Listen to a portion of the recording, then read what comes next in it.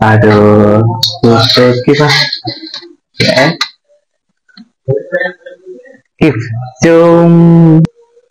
Kif, jom kita jumpa malam ini. Jom. Siapa call pula ni? Oh, hello.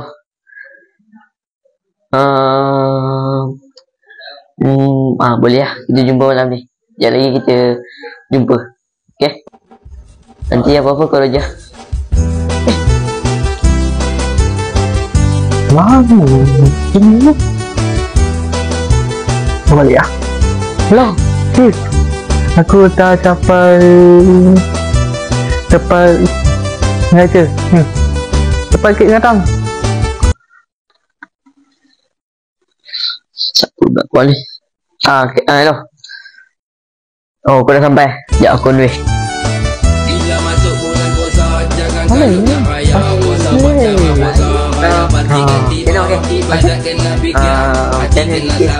Belum ni. Okey lah. Tak tahu pagi ni ada buat hal tak? Tak ada hal. Budak-budak kita semua tak ada lah. Apa kalau ada, kau bagi roja-roja lah.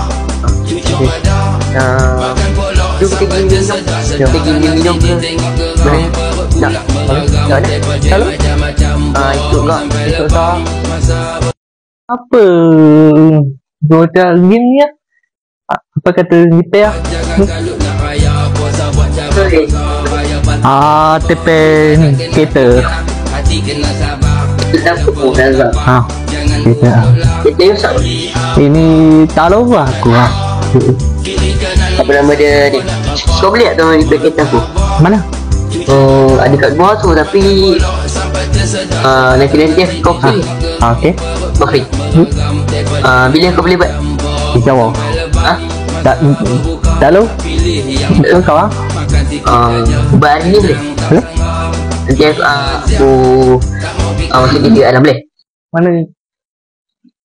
Kereta kau? Aku nak kena nak. Jom, sekejap.